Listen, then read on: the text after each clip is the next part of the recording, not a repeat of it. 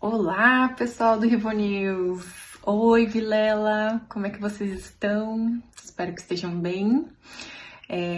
Queria muito agradecer de estar aqui presente nesse momento tão especial. É uma oportunidade incrível e de estar aqui representando todos os Rivo Lovers. Eu tenho duas perguntas para você, Vilela. Uma delas é um pouco polêmica, me desculpe, mas olhando assim para trás, nesses 5 anos de podcast de inteligência limitada, com a experiência que você tem hoje, teve alguma entrevista que você se arrependeu de ter feito e que hoje em dia você não faria? Ou talvez faria diferente? Pergunto isso assim, talvez pelo rumo que a conversa teve, ou por você ter mudado de opinião sobre o participante, algo do tipo. E a segunda pergunta é: como é que é a entrevista em francês? E em japonês? E em coreano? Um beijão. Francês é fácil, entrevistei. Entrevistei. É uma boa pergunta se eu já me arrependi, se eu faria diferente. Faria, como tenho feito, né? Uma das coisas que eu faço diferente hoje é assim, por exemplo. Quando eu chamei o cara que fez sucesso lá com o Bora Bill, né? Ele estourou na internet numa semana, na outra semana alguém ofereceu a gente e falou, vem aí. E aí eu não sabia que uma pessoa que não tá no contexto de internet não sabe se portar numa entrevista ao vivo. Então, quando são pessoas assim, pessoas que eu acho que podem cometer um crime durante o podcast, eu faço gravado. Eu achei que você ia dizer eu não recebo. Não, eu recebo. Recebe. Não, mas pessoas aí que eu não sei o que evitar... gravar. Eu nunca sei o que a pessoa fala. Claro. Não, se é uma pessoa que eu não curto, que é uma pessoa que é sabidamente do mal, que não sei o que, eu nem recebo. Mas tô falando, se é uma pessoa que é ingênua, ou é uma pessoa que não tá acostumada, ela acabou de fazer sucesso agora, eu não vou colocar ela numa roubada de ficar 2 horas, ela pode falar qualquer bobagem, pode ser cancelada, como aconteceu com o cara, contou uma piada lá, sem noção e tal. Então, assim, o erro foi mais meu do que dele, porque ele não sabia. Tanto que ele nem se ligou o que aconteceu, entendeu? Depois, assim, e a gente ficou naquele clima meio The Office, um olhando pro outro e tal. Redução de danos. E tal. Mas o que eu tenho feito é isso. Isso, e quando um convidado fala alguma coisa que eu entendi o que ele quis falar, mas ele falou com as palavras erradas, eu conserto pra ele não ser cancelado no dia seguinte. Eu acho que foi o Latino que falou, né? Pô, eu sou meio autista, porque eu sou meio assim. Eu falei, não, eu entendi o que você quis dizer, mas... Então, assim, eu sei que vai dar problema, depois eu tento consertar ou ajudar a pessoa. É isso, o que mudou é isso. Mas eu continuo ainda com vontade, apesar das pessoas odiarem isso, certas pessoas acharem um absurdo, eu ainda continuo com vontade de conversar com todo mundo. Sem restrição. Sem restrição. Tem algumas restrições, tipo assim, um assassino...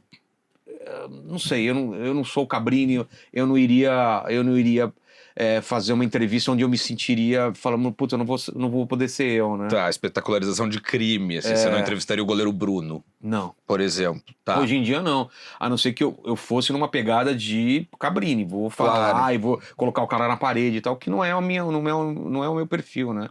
Meu perfil é ter uma conversa super agradável. Não dá pra ter uma conversa agradável, né? Por que você pediu pra, né? Não tem como. Exatamente. É complicadíssimo. Chegar com... Vilela, você é diuturnamente acusado de dar palco para pessoas que não mereceriam, pelo menos diante do senso comum ou das bolhas progressistas. As duas perguntas eu respondi a primeira e a segunda... A segunda era da Era só brincadeira. Isso. Tá. Mas, enfim, pessoas cujo senso comum, ou pelo menos as bolhas progressistas da internet, do Leblon e da Vila Madalena, condenam. Não, mas eu também entrevisto que a bolha bolsonarista condena também. Não, mas eu queria saber... Eu sou comunista, em vários programas eu sou comunista. Maravilhoso. O que você acha que diferencia dar palco para documentar uma visão de mundo diferente, eventualmente, da sua ou da maioria das pessoas? Eu não levo em consideração quando a pessoa fala da palco, porque se a pessoa tá no meu programa, ela já tem palco. Ou a rede social dela é grande, ou ela já tá na política, já tá ela já virou notícia. Ela já virou notícia. Dificilmente eu dou palco para alguém que essas pessoas odeiam, Porque para odiar elas precisam conhecer essa pessoa e essa pessoa precisa ter uma relevância. Claro. Então eu trago pessoas que estão no dia a dia, as pessoas esperam essas pessoas já no meu programa. Não só pessoas como temas, né? Então, se o tema agora é guerra da Ucrânia, o pessoal sabe que vai ter um programa sobre a guerra da Ucrânia. Se o tema agora é a prisão do Bolsonaro, sabem que eu vou tentar chamar ele, ou chamar alguém da oposição para falar sobre a prisão dele. Sabem que se alguém tá sendo acusado de alguma coisa, a gente vai discutir esse assunto. Se o tema é machismo, se o tema agora é adolescência, série, vão falar sobre isso. Então, assim, as pessoas esperam de mim que eu ecoe o que está acontecendo. Faz parte desse trabalho trazer essas pessoas envolvidas no que está acontecendo no Brasil, principalmente na política. A gente está falando basicamente de política. Sim. Eu tenho mais problema quando são políticos que um espectro odeia e o outro adora. Uhum. São os fãs de Sim. todos. Mas até isso as pessoas já se acostumaram. São pouquíssimas pessoas, mas, cara, no começo era muito mais. Hoje em dia, porque não tem outro podcast, não tem. Nem Flow, nem Podpah, que tem um espectro tão grande, até porque eu já fiz 1.500 programas, de Inacreditável. tantas pessoas tão diferentes que foram lá. Sim. Eu tô falando de um quadrinista obscuro até a André Surak. Na mesma semana tem um pastor, na Isso. mesma semana tem um político, Monja. tem o maior golpista do Brasil, que era aquele famoso, que o filme Vips, tem o Frei Gilson. Então, assim, é difícil alguém que traga pessoas até que não dê views. Eu trago pessoas que eu sei que não vai dar views, mas eu monto uma semana que ele fique lá, que pra mim não tem o menor problema, que o cara vai ter 400 ou 1.000 pessoas só assistindo, ou 2.000 pessoas assistindo, porque eu acho importante aquela pessoa estar lá. Entendeu? Então, assim, essas pessoas que falam do dar palco é cada vez menor, e o próprio público do podcast defende o podcast. Porque terça-feira tinha o Nicolas e na sexta tinha Manu Dávila. Na sexta tinha o Haddad, na segunda seguinte estava o Bolsonaro. Mas você sente essa necessidade de sempre trazer os dois lados? Sinto. Tanto que quando minha agenda está muito à direita ou muito à esquerda, me incomoda. Mas vocês sabem, às vezes é a agenda dos convidados. Claro, muito. É difícil de acontecer. Mas teve uma semana que ficou muito à direita, me incomodou. Os espectadores entenderam, mas e os convidados? Pô, principalmente eles entenderam. Pô, todo mundo aceita ou pede pra ir. Você não tem resistência, assim, você graças entrevista a Deus, muito direitista, eu não vou colar aí. Não, graças a Deus não, cara. Tá. Assim, eu tenho uma relação muito boa com a esquerda e com a direita. Assim. Eu já teve tentativas de cancelamentos mais da direita do que da esquerda, né? Mais da Até bolha pela atividade, né, bolsonarista. que eles têm. Já me tentaram cancelar pesado, assim mesmo, assim. Da esquerda ainda não. Mas eu tenho dos dois lados. E tem gente que jura que eu sou comunista, porque eu trouxe essa bolha comunista pra lá e meio que ajudei a dar foco. O pessoal cresceu muito depois que foi lá. E trouxe o Nicolas ou algumas pessoas que falam, você tá trazendo esse pessoal, você tá ajudando. Fez, Nando Moura e Nicolas. Exatamente. Então, assim, mas os convidados, cara, eu tenho a maioria dos WhatsApp dessas pessoas, entendeu? Então, quando eu convido pessoalmente as pessoas. As pessoas, elas gostam de ir lá. Elas sabem que eu sou um cara honesto o suficiente, que eu não vou colocar elas em... Não vai ter pegadinha, não vai ter pergunta que elas não queiram responder. Eu sempre pergunto antes, tem alguma coisa que você não queira falar? Mesmo para político. É que político sempre fala, não, pode perguntar tudo, porque ele sabe que vai pegar mal se ele falar. Mas tem muita gente que fala, puta, não toca nisso. Eu não quero falar de política. Eu não quero falar da minha vida pessoal, eu não quero falar de... E aí eu respeito isso. Um episódio muito emblemático em relação a isso era o Whindersson, ele não tinha ido em nenhum podcast, foi no meu, tava todo mundo assim, ele vai perguntar da Luísa Sonza e tal, pô, a mulher dele tava grávida. Você acha que eu vou ter indelicadeza de perguntar?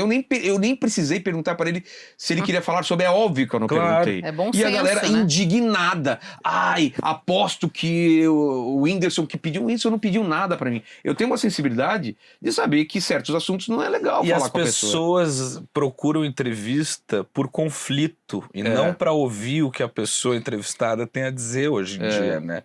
A gente ouve muito isso. Vocês chamaram o Eduardo Leite, passaram pano. Chamou o Ciro Gomes, passaram pano. A gente fez perguntas difíceis para eles dois, inclusive. Mas de uma forma educada. Eu vou dar o exemplo do Haddad e do Bolsonaro. Eu fiz uma lista de perguntas todas bem contundentes, principalmente com o Bolsonaro, porque ele tava para ser julgado, né? Sim, e tal, para ser réu ou não. E, cara, eu acho que vou até fotografar aquele meu bloquinho amarelo, tá tudo riscado. Foram Todos todas? riscados. Foram todas, cara. Ele não fugiu de nada, até porque ele tinha um compromisso às 9h30 e o papo foi rolando, ele cancelou o voo dele e ficou lá mais tempo. Então deu tempo até de eu fazer todas. Uhum. E as que eu não fiz, as que eu risquei, as que eu não fiz é que o chat fez e acabou indo naquilo. Aham. Mas perguntei sobre a decisão voto monocrático, eu perguntei sobre o mensalão do filho, perguntei Rachadinha. rachadinha do Rachadinha. filho. Perguntei tudo, fui lá checando, tal. Você não acha que você devia ter falado? Você não falou nada, não incentivou a minuto do golpe. Cara, fui falando tudo agora. Ai, mas você Não contradiz. você não foi incisivo, você foi educado perguntando. Sim. Sim. Tanto que as pessoas respondem rindo, respondem não sei o que, falam, isso pergunta pro meu filho. Mas eu perguntei. Claro. Eu não sou jornalista nesse ponto de ser aquelas entrevistas onde você quer encantuar o cara. Eu quero que o cara esteja lá e ele goste de estar lá, entendeu? E as pessoas que passam por essa experiência de estar lá, porque quem foi lá é toda uma experiência desde a entrada. Sim. A gente parte muito da premissa de que a gente está recebendo as pessoas na nossa casa, né? Eu não recebo você literalmente na com seu minha estúdio casa. em casa. Não vou receber alguém na minha casa para cuspir na cara da Não, pessoa. tem um telão com as imagens da vida da pessoa. Sim. A pessoa entra, tem um telão enorme lá no outro palco também, passando imagens. Tem uma mesa preparada, sabe? Tem toda uma Tem um experiência. café, tem um a chegada. Exato, tem um bate-papo antes. Então, assim, várias pessoas falam assim, eu não vou em nenhum podcast, eu só venho aqui, entendeu? Porque as pessoas sabem que, primeiro, vai render, eu não vou ficar interrompendo, a pessoa vai falar livremente. Não, tanto você conseguiu tirar do Bolsonaro a fala pela primeira vez limpa da Zambelli. Foi ela que não... Eu perguntei pra ele, então você acha que as urnas não foram fraudadas? Ele falou, não, é que ninguém pegou esse recorte. Isso. Vamos lá, tem a primeira vez que ele fala, as urnas não foram fraudadas. A gente deu no Rivo News na Exatamente. sexta-feira Eu falei assim, anterior como à nenhum gravação. jornal deu isso, porque o jornal bateu muito no Na lance coisa da Zambelli. e bateu também teve outra coisa também que muita... Na prisão, foi da... É. Ah, não, que vão me matar em 30 dias, não sei o que e tal. Pegaram muito nisso. Mas tem falas. É porque assim, eu tenho um jeito de levar o podcast que eu não sigo o roteiro. Então, ele desviou pra cá, depois eu puxo aqui de novo, faltou aquilo lá, e vai indo. Então, as coisas às vezes estão todas separadas, entendeu? Uhum. E no caso... Mas o político é o único caso que a minha entrevista é diferente com o político. Uhum. Porque a primeira vez que... Eu já falei isso, né? O Dória foi lá e o Dória me enrolou total. Porque eu tratei ele como qualquer convidado. Aham. E eu falei, putz, com político não dá.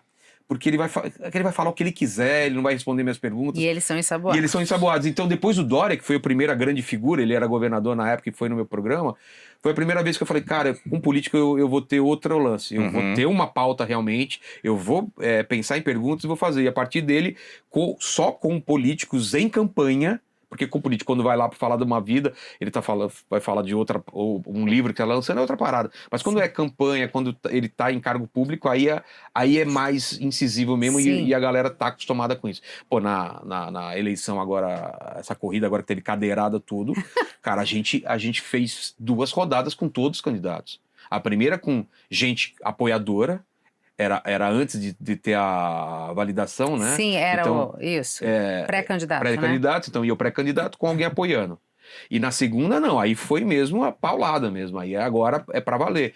E com cheque fact, né? A gente pagou uma grana pra, 3, 4 horas depois, tava todas as mentiras ou meias verdades que estavam lá que ele cometeu. Então a gente fez isso, assim. Eu falando, candidato, é o seguinte... Presta atenção, porque vai ter daqui 4 horas. Depois tá tudo lá. Só fala a verdade. Aí aquele monte de coisa. Um monte de gente, assim. Os caras mentem na minha cara, assim. Esses números estão certos, candidatão? Não sei o que. Vai ver lá depois. Não é bem assim. Ele mente quando não sei o que, ele não sei o que e tal. E é gostoso poder ter condição de fazer isso dessa forma agora, né, Vilela? Condição. A coisa que eu mais... achei legal nessa última corrida agora que teve para a prefeitura é o quanto um podcast ele influenciou na decisão de muita gente. Nossa. O episódio do Pablo Marçal tinha 1.200.000 pessoas assistindo. É bizarro. Porque ele tava simultâneo. O do Bolsonaro na campanha eram 2 milhões. Até hoje é o recorde mundial de podcast de pessoas assistindo ao vivo. Então esse 1.200.000 pessoas estavam lá por quê? Porque o Pablo Marçal prometeu a campanha inteira que ia mostrar o laudo.